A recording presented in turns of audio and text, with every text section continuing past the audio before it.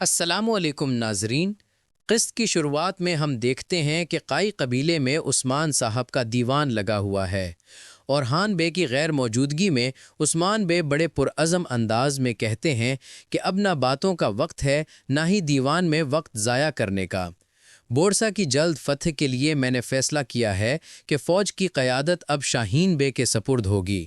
ये सुनते ही शाहीन शाह के चेहरे पर खुशी की लहर दौड़ जाती है, जबकि जेरकुताई और बाकी सरदार हैरानी से एक दूसरे को देखने लगते हैं। शाहीन शाह के हमायती सरदारों और आउची बे के चेहरों पर भी खुशी और इत्मीनान साफ नजर आता है। इसी दौरान अलाउद्दीन बे कहता है, लेकिन ये कैसे मुमकिन है? उस्मान साहब जवाब देते हैं कि सल्तनत के दीगर तमाम इंतज़ामी उमूर की जिम्मेदारी अब अलाउद्दीन बे के सुपुर्द होगी। वो मेरी सरजमीन पर मेरे साया की तरह रहेंगे। ये सुनकर अलाउद्दीन बे एहतराम से सीने पर हाथ रख कर हुक्म की तामील करता है। इधर मंजर बदलता है और हान बे हलीमा खातून और अपने बहादुर सिपाहियों के साथ घोड़ों पर सवार दिखाई देता है।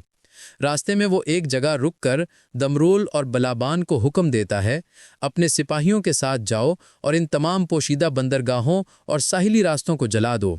ऐसा बंदोबस्त करो कि बोरसा में ना गल्ला पहुंचे, ना गंदुम का एक दाना और ना ही दुश्मन का कोई सिपाही दाखिल हो सके। ये सुनते ही वो दोनों फौरन निकल पड़ते हैं। उनके जाने के बाद हलीमा खातून कहती है, भाई दीवान के लिए देर ना हो जाए। और हान बे मुस्कुरा कर जवाब देता है कि क्या हमने वादा नहीं किया था कि जरगा तुम्हारा और शिकार हमारा? इस बार शिकार की बरकत जरगे से बढ़कर साबित हुई है। चलो वापस कबीले चलते हैं और उस्मान साहब को खुशखबरी देते हैं कि हमारे सामने बोरसा है जिसे हमें फतह करना है। ये कहते ही वो सब घोड़े दौड़ा देते हैं। काई कबीले का मंजर दिखाया जाता है, जहां नीलूफर बेचैनी से खैमे के सामने टहल रही होती है। वो दीदार गोंचा से कहती है, महसूस होता है कि कोई बड़ा तूफान आने वाला है और हाँ नहीं जानता कि वो क्या करने जा रहा है। गोंचा जवाब देती है, और चूंकि वो दीवान में भी नहीं आया, इसका अंजाम अच्छा नहीं होगा। दीवान के खैमे में उस्मान बे एक फरमान पर मुहर सबत करते हैं। फिर वही फरमान अलाउद्दीन बे के हवाले करते हुए कहते हैं, अलाउद्दीन बे, तुम्हें ये नई जिम्मेदारी मुबारक हो। अलाउद्दीन बे मुअद्दबाना अंदाज में कहता है, सलामत रहें हुजूर। ये कहकर वो झुककर उस्मान बे के हाथ को चूमता है। बाहर यीगत अपनी माँ दीदार और गोंचा के पास आता है। दीदार आगे बढ़कर पूछती है, बेटा खैरियत तो है? यीगत कहता है, उस्मान बे ने बेलजिक, सोगत, अनागोल और तमाम उस्मानी इलाकों की जिम्मेदारी अलाउद्दीन के सपुर्द कर दी है। ये सुनते ही गोंचा के चेहरे पर खुशी फैल जाती है, जबकि नेलोफर और मलहून खातून के चेहरों पर फिक्र नुमाया होती है। गोंचा कहती हैं, शुक्र है मेरे रब का, आखिरकार अलाउद्दीन को उसका हक मिल गया। मलहून खातून फौरन जवाब देती हैं, कब ऐसा वक्त आया जब अलाउद्दीन को उसका हक नहीं दिया गया? गोंचा पूछती है, तो फिर औरहान बे का क्या? ईगत कहता है, उस्मान बे ने औरहान बे को उनकी जिम्मेदारी से हटा दिया है और अब फौज की नई कमान मेरे वालिद शाहीन बे के पास है। ये सुनते ही दीदार खुशी से दमक उठती है, मगर नेलोफर गुस्से से कहती है, जिस दीवान में औरहान मौजूद ही नहीं, वहां ऐसा फैसला कैसे मुमकिन है? दीदार इशारा करती है तो यीगत वहां से चला जाता है। नेलोफर कहती है, क्या दीवान में कोई सरदार मौजूद नहीं था जो उनकी गैर मौजूदगी में उनका दिफा करता? क्या किसी ने एक लफ्ज़ भी नहीं कहा? मलहून खातून खामोशी से बोलती हैं, तुम जानती हो कि आखिरी बात किसने की होगी? गोंचा कहती है, मलहून खातून अलाउद्दीन को भूल गई हैं। वो अपने बेटे के लिए फिक्रमंद है, मगर अलाउद्दीन की कामयाबी पर खुश नहीं होती क्योंकि वो उसे सौतेला समझती हैं। नेलोफर जवाब देती हैं, क्या मलहून खातून ने कभी अपनी औलाद में फ़र्क किया है? गोंचा कहती हैं, ये जिम्मेदारी तो बरसों पहले ही अलाउद्दीन का हक थी। हम सब ने तब भी खामोशी इख्तियार की, मगर तुम अपने शौहर के खिलाफ होने वाले पहले ही फैसले पर भड़क उठी हो। नेलोफर जवाब देती है, अलाउद्दीन ने यह मनसिब बहुत पहले कमा लिया था, वक्त आया तो इज्जत के साथ अपना हक ले लिया। लेकिन औरहान बे, हाँ, इसकी अनथक मेहनत और बेशुमार फुतुहात को यकसर नज़रअंदाज कर किया गया। क्या ये इंसाफ है? दीदार कहती है, क्या औरहान ने वो सब फुतुहात अकेले हासिल की? क्या बाकी सरदारान उसके साथ नहीं थे? शाहीन बे कितनी बार उसके साथ जंग में मौत के मुंह से वापस आए? नेलोफर कहती है, दीवान के फैसले से तो ये तो साफ जाहिर हो गया कि पहली शिकस्त के बाद ही शाहीन बे का झुकाव कहाँ था। ये कहकर नेलोफर वहां से चली जाती है। खैमे के अंदर उस्मान बे फरमान शाहीन बे के हवाले करते हैं। शाहीन बे आगे बढ़कर उस्मान बे के हाथ को बोसा देता है। उस्मान बे कहते हैं, शाहीन बे, जल्द तैयारी करो, सिपाहियों और सरदारों को इत्तेहाद में रखो। जवाब में शाहीन बे कहता है, जो जिम्मेदारी आपने मुझे दी है, इसे पूरे अज़्म के साथ निभाना मेरा फ़र्ज़ है। उस्मान बे फरमाते हैं, अल्लाह तुम्हें फ़तह अता करे। बाहर मलहून खातून गुस्से में दीवान की सिमत बढ़ती हैं। दीवान में उस्मान बे पूछते हैं, क्या दीवान के इख्तिताम से पहले किसी के पास कुछ कहने को है? मलहून खातून अंदर आती हैं और इजाज़त लेकर कहती हैं, मेरी बात उस वक्त की है जब यह कबीला पहली बार इस सरजमीन पर आया था। جیسے ہائمہ خاتون کی باتیں سنی جاتی تھیں ویسے ہی میری بات بھی سنی جائے۔ یہ دیوان مشورے کی جگہ ہے اور بات تب ختم ہوتی ہے جب کچھ کہنے کو باقی نہ رہے، مگر میرے پاس کہنے کو بہت کچھ ہے۔ عثمان بے کہتے ہیں، ملہون خاتون، دیوان میں آپ کا مقام سب پر واضح ہے اور قبیلے میں آپ کی آواز کی طاقت سے کوئی انکار نہیں کر سکتا۔ فرمائیے، آپ کچھ کہنا چاہتی ہیں؟ ملہون خاتون آگے بڑھ کر عثمان بے کے قریب آتی ہیں اور کہتی ہیں، جو کچھ میں کہوں گی وہ اورحان کے لیے ہوگا، اس اورحان کے لیے جسے اس کی ذمہ داری سے محروم کر دیا گیا ہے۔ علاؤالدین کہتا ہے، ماں، آپ یہ کیا کر رہی ہیں؟ ملہون خاتون تیز لہجے میں جواب دیتی ہیں، جب تم اپنے بھائی کے لیے خاموش ہو تو مجھ سے بھی خاموشی کی امید مت رکھو۔ علاؤالدین کچھ بولنے ہی لگتا ہے کہ عثمان بے ہاتھ کے اشارے سے اسے خاموش کر دیتے ہیں۔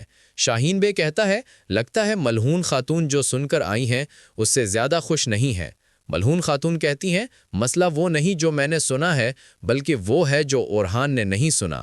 جس ذمہ داری کے لیے اس نے اپنی جان، اپنی محنت اور اپنے برس قربان کیے، وہی ذمہ داری اس کی غیر موجودگی میں اس سے چھین لی گئی اور کوئی ایک لفظ بھی نہیں بولا گیا۔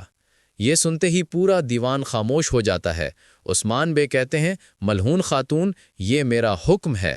ملہون خاتون احترام سے جواب دیتی ہیں، حضور، آپ کا حکم فرمان ہے، مگر دیوان ابھی ختم نہیں ہوا۔ میں صرف ایک بات کہوں گی، کیا اس مجلس میں کوئی ایک شخص بھی نہیں تھا جو اورحان بے کے حق میں بولتا؟ سب خاموش رہتے ہیں۔ ملہون خاتون سرداران کی جانب دیکھ کر کہتی ہیں، میں تم سب سے پوچھتی ہوں سرداران۔ ایک بھائی کی زبان خاموش ہے، دوسرا شاہین بے اپنی شکست کا بوجھ دل میں لیے بیٹھا ہے، اور تم سب، تمہیں کیا ہو گیا ہے؟ کیا یہی تمہاری رفاقت کا پیمانہ ہے؟ کیا تم میں سے کسی ایک نے نہیں سوچا کہ یہ فیصلہ اورحان کے سامنے سنایا جانا چاہیے تھا؟ کئی برسوں تک جس کے ساتھ تم شانہ بشانہ لڑتے رہے، کیا اس کے حق کی بات کرنا تمہارے لیے اتنا مشکل ہو گیا تھا؟ یہ سنتے ہی عثمان بے گہری نظر سے دیکھتے ہیں اور کہتے ہیں، خاتون، بتاؤ وہ کہاں ہے تاکہ میں اس کے سامنے خود بات کر سکوں۔ اورحان بے کہاں ہے؟ ملہون خاتون کہتی ہیں، حضور، یہ سوال آپ اس سے خود کیجئے گا جب وہ واپس آئے گا۔ دوسری جانب منظر بدلتا ہے اور اورحان بے اپنے سپاہیوں کے ساتھ گھوڑے دوڑاتے ہوئے قبیلے کی طرف بڑھ رہا ہے۔ ادھر قبیلے میں عثمان بے کہتے ہیں، اب بات بھی ختم ہو گئی اور دیوان بھی۔ جلدی سرداروں کے لیے کھانے کا بندوبست کرو اور میرے لیے طبیب کو بلاؤ جلدی۔ یہ کہہ کر وہ آگے بڑھ جاتے ہیں۔ شاہین بے کہتا ہے، خاتون، دیوان میں بات کرنا یقیناً آپ کا حق ہے، لیکن یہاں آپ کی بات ریاست کی آواز ہونی چاہیے تھی، نہ کہ ایک بیٹے کے غم میں ڈوبی ماں کی آواز۔ پھر علاؤالدین کی طرف دیکھ کر کہتا ہے، ایک بیٹے کے لیے آپ کا دکھ دوسرے بیٹے کی خوشی پر سایہ نہ ڈالے۔ ملہون خاتون جواب دیتی ہیں، شاہین میں، میرے بیٹے علاؤالدین نے اپنا حق وقت پر حاصل کر لیا ہے، مگر جہاں تک تمہاری ذمہ داری کا تعلق ہے، اورحان ابھی زندہ ہے، مرا نہیں۔ میری طرف سے تمہیں نئی ذمہ داری مبارک ہو۔ پھر علاؤالدین کی طرف دیکھ کر کہتی ہیں، علاؤالدین، مجھے پورا یقین ہے تم اپنی ذمہ داری دیانت داری سے نبھاؤ گے، مگر کاش تم میں اپنے بھائی کا دفاع کرنے کا حوصلہ بھی ہوتا۔ یہ کہہ کر وہ وہاں سے چلی جاتی ہیں اور علاؤالدین خاموشی سے انہیں جاتا دیکھتا رہ جاتا ہے۔ ادھر جنگل کا منظر دکھایا جاتا ہے جہاں گورنر ساروس فلاویوس کے ساتھ آکٹیویوس کی لاش لے کر جا رہا ہوتا ہے۔ ساروس کہتا ہے، آکٹیویوس کے لیے ایک شاندار جنازے کی تقریب ہونی چاہیے، وہ اس کے لائق ہے۔ فلاویوس جواب دیتا ہے، جب تک اورحان بے اور عثمان بے بورسا کی دیواروں پر لٹکے نہ ہوں تب تک کسی تقریب کا کوئی مطلب نہیں بنتا۔ ساروس کہتا ہے، آپ درست کہہ رہے ہیں، ہمارا دکھ واقعی بڑا ہے، لیکن جب تک وہ سرنگ کا راستہ نہیں جانتے بورسا محفوظ رہے گا۔ اسی وقت فلاویوس کو کتوں کے بھونکنے کی آواز سنائی دیتی ہے۔ وہ فوراً رک کر کہتا ہے، اورحان اپنی فتح کو کل پر نہیں چھوڑے گا، میرے ساتھ آؤ۔ یہ کہہ کر وہ گھوڑے سے اتر جاتا ہے۔ قریب ہی ترک سپاہی ایک کتے کے ساتھ کچھ ڈھونڈ رہے ہوتے ہیں۔ ایک سپاہی کہتا ہے، کتا بے قرار ہے، مطلب یہاں کچھ ضرور ہے۔ یہ سنتے ہی وہ تلاش میں لگ جاتے ہیں۔ اچانک ایک سپاہی کا پاؤں ایک لکڑی کے دروازے پر پڑتا ہے۔ وہ فوراً دروازہ کھولتا ہے اور خوشی سے کہتا ہے، ہم نے ڈھونڈ لیا، سرنگ کا راستہ مل گیا، فوراً اورحان بے کو اطلاع دو۔ مگر اگلے ہی لمحے فلاویوس کا چلایا گیا تیر اس سپاہی کو جا لگتا ہے۔ فلاویوس آگے بڑھتے ہوئے کہتا ہے، تم یہاں تک تو پہنچ گئے، مگر اب یہاں سے کوئی نہیں جائے گا۔ سپاہیوں، انہیں گھیر لو۔ کیا تمہارے ساتھ کوئی اور بھی ہے؟ بولو۔ سپاہی جواب دینے کے بجائے تلواریں نکال لیتے ہیں، مگر فلاویوس پلک جھپکتے ہی تینوں کو ختم کر دیتا ہے۔ ساروج پہنچتے ہی فلاویس سے کہتا ہے، شاندار کام کیا ہے تم نے، شاندار۔ فلاویس سرد لہجے میں جواب دیتا ہے، جب تک اورحان ہمارے درمیان نہیں آتا یہ کام نامکمل ہے۔ ساروج غصے میں ایک سپاہی کو پکڑتا ہے اور پوچھتا ہے، راستے کی حفاظت پر مامور سپاہی تمہارے حکم پر تھے؟ سپاہی گھبرا کر کہتا ہے، جناب میں معذرت چاہتا ہوں۔ ساروج ایک لمحے میں خنجر نکالتا ہے اور اس کے گلے میں گھونپ دیتا ہے، پھر باقی سپاہیوں سے کہتا ہے، میری طرف دیکھو، آئندہ سب محتاط رہیں، یہ سرنگ بورسا کی نجات کا آخری راستہ ہے۔ فلاویس کہتا ہے، چلو بوران کے پاس چلتے ہیں، دیکھتے ہیں کیا وہ یہاں سے داخل ہوئے تھے۔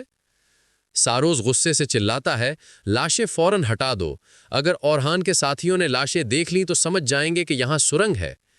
یہ کہہ کر ساروج اور فلاویس وہاں سے آگے بڑھ جاتے ہیں، لیکن ناظرین ایک کتا یہ سب دیکھ رہا ہوتا ہے اور فوراً بھاگ کر دوسری سمت نکل جاتا ہے، گویا کسی کو خبر دینے جا رہا ہو۔ قائی قبیلے کا منظر۔ سرداری خیمے کے باہر دسترخوان سجا ہے۔ تمام سردار نئی ذمہ داریاں ملنے پر شاہین شاہ اور علاؤالدین کو مبارکباد دے رہے ہوتے ہیں۔ شاہین شاہ اورحان کے ساتھی تیمور بوغا اور ترحان کو دیکھ کر کہتا ہے، یہ کیا حال ہے؟ کیا دیوان کے سپاہیوں کو یہی زیب دیتا ہے؟ ترحان جواب دیتا ہے، ملہون خاتون کے دیوان میں داخل ہونے سے مجھے شرم آئی، اسی لیے۔ شاہین شاہ بات کاٹتے ہوئے کہتا ہے، میری ماں نے میرے سردار کے حق کا دفاع کیا اور میرے والد نے حق کا تقاضا پورا کیا، اب معاملہ ختم ہو چکا ہے۔ تیمور بوغا کہتا ہے، انشاءاللہ شاہین شاہ صاحب آپ ہمیں شرمندہ نہیں کریں گے۔ شاہین شاہ سخت لہجے میں کہتا ہے، تیمور بوغا جب اتحاد کا وقت ہے تو کیا تم تفرقہ ڈال رہے ہو؟ تیمور غصے سے میز پر ہاتھ مارتا ہے، خبردار مجھ سے ایسے الفاظ مت کہنا۔ شاہین شاہ کہتا ہے، اگر تمہیں کچھ کہنا تھا تو دیوان میں کہتے، اب کہنا تفرقہ ہے۔ یہ دیکھ کر علاؤالدین بلند آواز میں کہتا ہے، بس کرو، خاموش ہو جاؤ، اگر اب اس موضوع پر کوئی بات ہوئی تو میں تم سب کا حساب لوں گا۔ اسی دوران ناظرین ہم دیکھتے ہیں کہ اورحان بھی اپنے ساتھیوں کے ساتھ قبیلے میں داخل ہوتا ہے، لیکن حیران انگیز طور پر سب لوگ اس سے موڑ پھیر لیتے ہیں۔ اورحان کارا خلیل اور حلیمہ سے کہتا ہے کہ میرا چہرہ جنگ میں زخمی ہو گیا اور تم نے مجھے بتایا بھی نہیں، کیا یہ لوگ مجھے پہچانتے نہیں؟ کارا خلیل کہتا ہے، میرے سردار یہ سب انجان بن رہے ہیں اور جو پہچانتا ہے وہ بھی چھپ رہا ہے۔ حلیمہ کہتی ہے، کچھ لوگ بورسا میں ہونے والی شکست پر غصے میں ہیں۔ اورحان سر جھکا کر کہتا ہے، فتح اور شکست سب اللہ کی طرف سے ہیں، ناراض ہونے سے زیادہ مجھے شرمندگی محسوس ہو رہی ہے۔ پھر وہ کہتا ہے، کچھ تو عجیب ہے، چلو ذرا دیکھتے ہیں۔ یہ کہہ کر وہ اپنے ساتھیوں کے ساتھ آگے بڑھتا ہے، جبکہ درسون چھپ کر حلیمہ کو دیکھ رہا ہوتا ہے۔ اورحان خیمے کے سامنے پہنچتا ہے، جہاں جیرکوٹائی اس کا استقبال کرتا ہے۔